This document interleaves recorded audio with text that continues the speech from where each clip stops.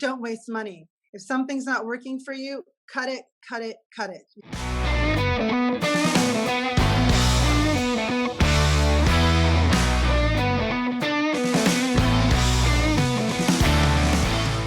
Yes, hi, I'm Rose Adkins Hulse. I'm the founder and CEO of a company called ScreenHits TV.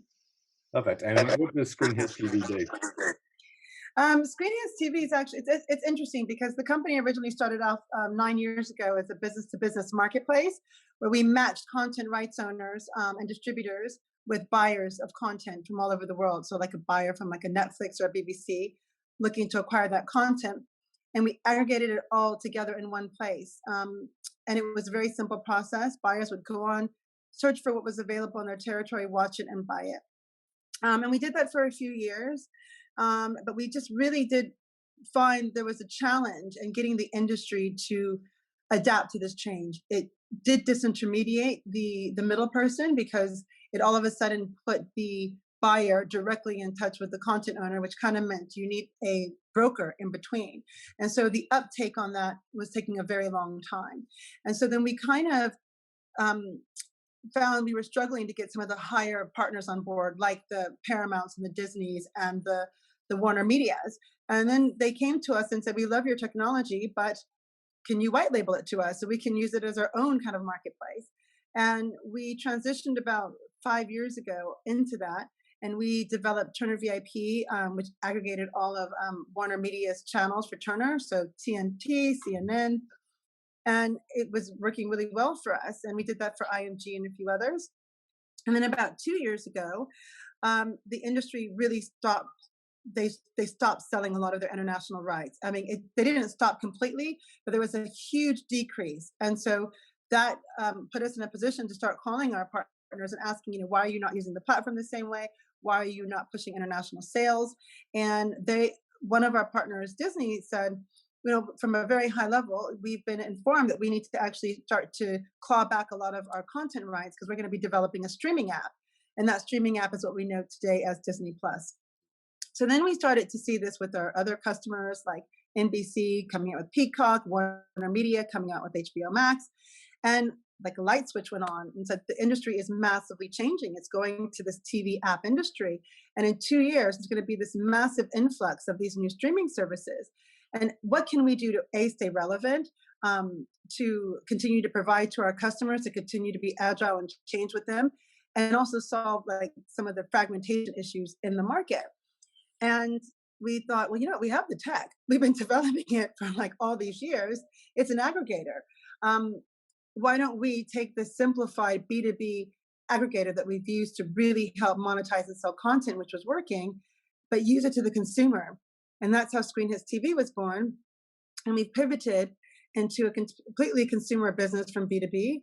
And the new platform is very simple. It lets consumers take all their existing streaming services from whether Netflix, Amazon, Disney, HBO Max, and integrate it into one app. So they can search across all of them in one place without having to flick between this app and that app to see what's available.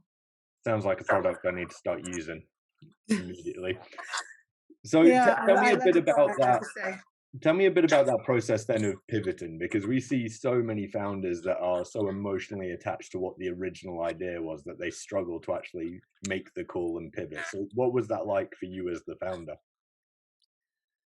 I think it always comes down to just money and survival. So, if you have this amazing idea, you pound the pavement and you work as hard as you can, your pride forces you to stay behind that because you believed in it. You went out and you sold investors on it. And no matter what, you're going to make it happen.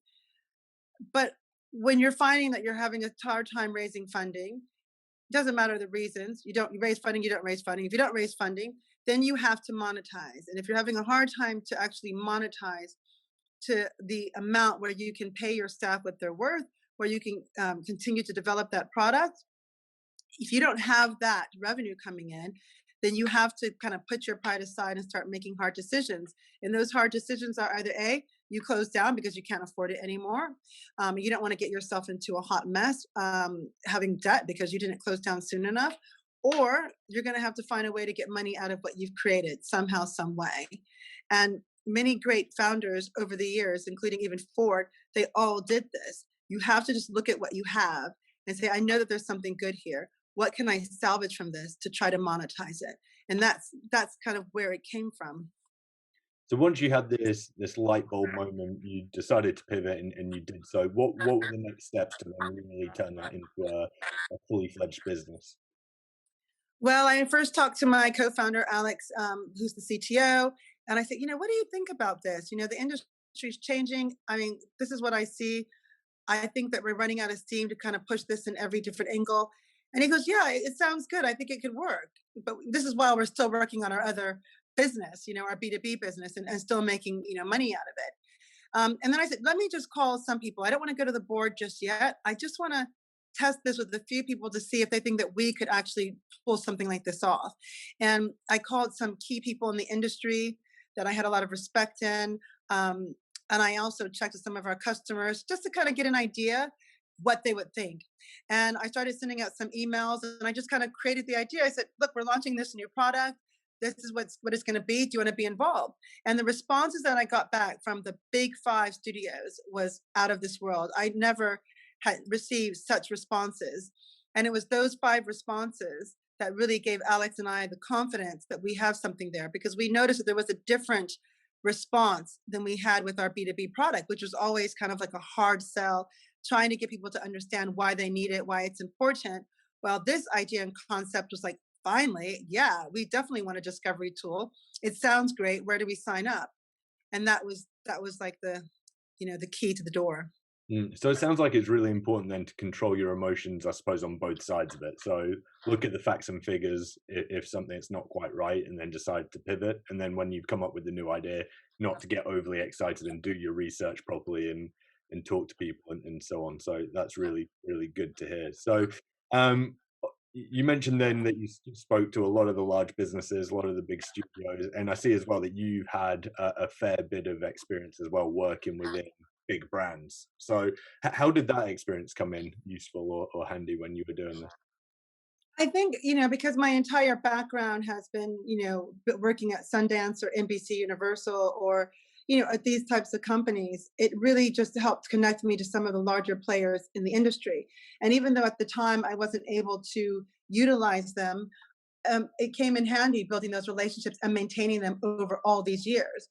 And I have every company I went to, every job that I had, even if I knew I couldn't work with them, I'd always touch in, I'd always stay relevant, I'd always connect with them. So when that moment was there and the opportunity was there, those relationships were there. And that made a massive difference. And if I didn't have that, I don't believe I would have been able to pull it off in the slightest. And, when I told my father years ago that I was thinking about maybe starting a business, he says, well, you're going to have to go and like figure out what industry you want to work in, and then go work in that industry and gain experience and become respected in that industry. And once you find that there's a challenge or a problem and you can solve it, then that's when you can start a company. And I followed that. And when I did finally start Screen Hits, it was those relationships that helped get it off the ground. Yeah, that's some great advice. So tell me a bit then about what the business looks like today compared to what it did then. Well, when we first started, we raised a very little bit of money, probably like a quarter of a million, 300,000 pounds. And my original idea was, we don't have much money, but I have to build this big concept. So how am I going to go about doing it? And I went and hired all these great, kids from Oxford and, Cambridge and Harvard. And it was like very difficult because none of them really had media experience. My CTO was just getting, started out in the, sorry, I lost you. My CTO was just starting out in the tech space, and it was really challenging. My other partner was in California doing another job. Everything was delayed. Nothing was coming out the way that I wanted to. And it just kind of felt chaotic. And even though I had this, senior experience, I had to train a lot of people because we couldn't afford to hire other senior people. And that was a big challenge. And there was no real direction. There was just kind of like, this is what I want to do. Let's go do it. But all of these kids needed direction. They really needed guidance and a learning process. And it just wasn't the right way for me to build a company. Now, there is a new team, and these are people that have been at Sony for 20 years. They've been at Discovery for 15 years. They've been at New Line, at Paramount, at NBC. These people are like the people that I work with on my team have serious experience at some of the biggest brands in the world. They understand what we're doing. They're helping us to build it. They love the concept. They love the idea. They kind of came to us, and the entire makeup of the company is just very different. It's just operated in a silo of just really talented people that are bringing an immense amount of talent, that are still willing to work on startup fees because they believe in it, and they still want to be like part of the future of television. But it's just a completely different product. It's the energy, the focus, and we still have interns that work with all these different key people. But I think that's very important, that you really have to find a true team. You can't find smart people per se and help them have you grow. You have to find people that have experience in that space, in that industry, to really grow. And how's your role as the founder changed in the business then over the years? I would say at the beginning it was just all me. I just, this is what I want. This is we're going to do this. We're going to make it happen, and that's the end of it. So you do this, you do that, and it just no. And I had to come to the point where I had to delegate. I had to find people smarter than me. I had to really recognize my weaknesses and recognize my strengths. And I have hired people that are stronger than me in some areas, that teach me things every day. I teach them things every day. We work better as a team. I still have to do things that I don't like, which is, more administrative stuff from a very managerial level. But I now find myself still having like the big idea, still going in to win those pitches. But once I bring on a client, I do pass them off to somebody completely capable to manage that relationship going forward. I take a step back, when before I never took a step back. I was in everything. Now I take a step back. I let my team do what they need to do. And then they bring me in when they need to, or I come in if I need to fix something. So it just works completely different.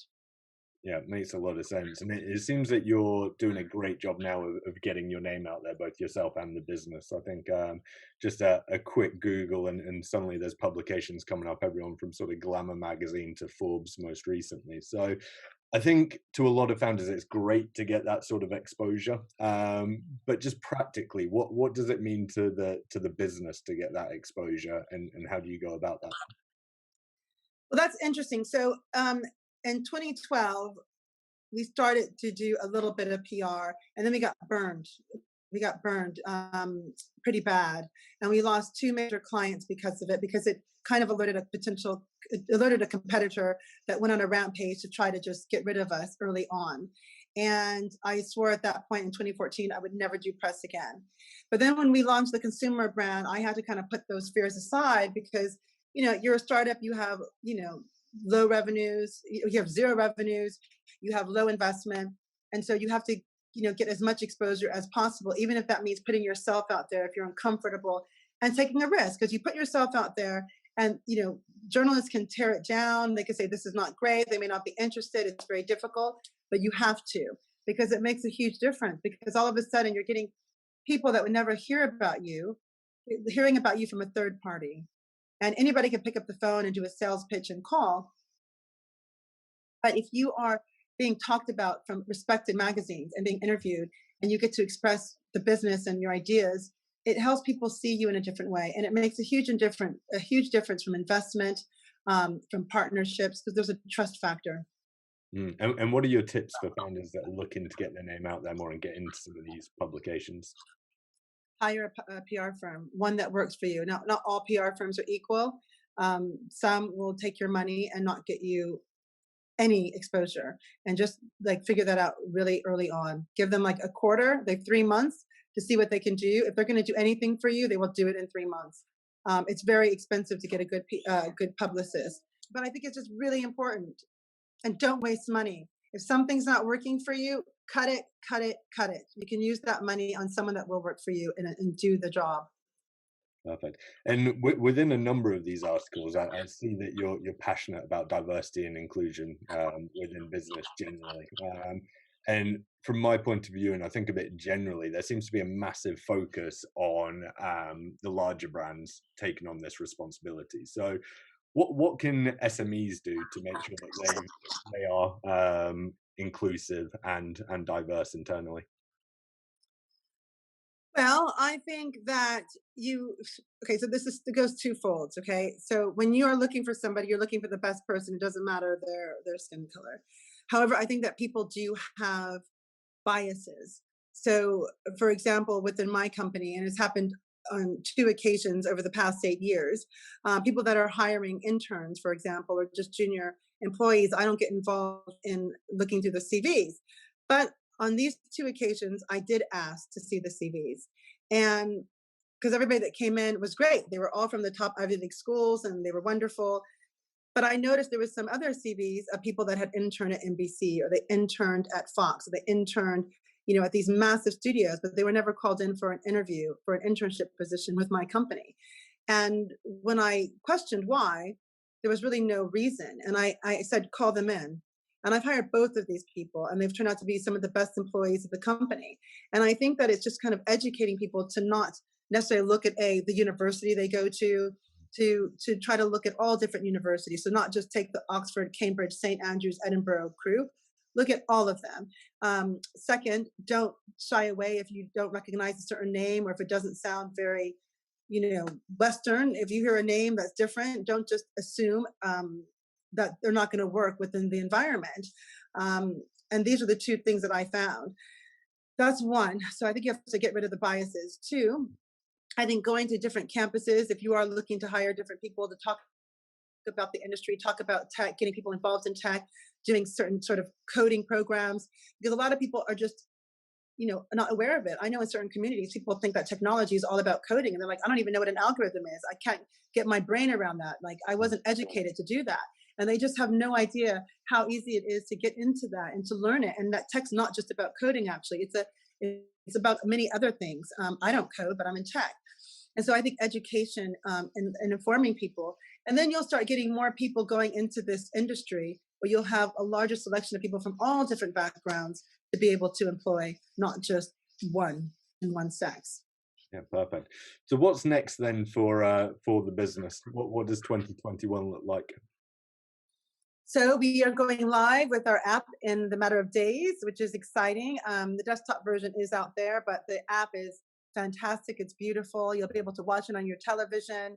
We're going out with our first out-of-home marketing campaign. So it's really, as a startup founder with a company for 9 years, so to see your name in lights, I guess, on a billboard, is exciting. So as soon as we come out of these tiers and this lockdown, ScreenHits will be all over the UK. So that's exciting.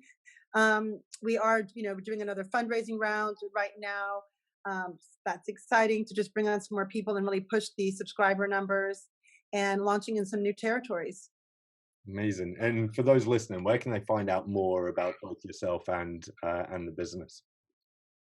ScreenHits TV, ScreenHits.tv or ScreenHits.com. And we also have a LinkedIn page, Twitter, and Instagram.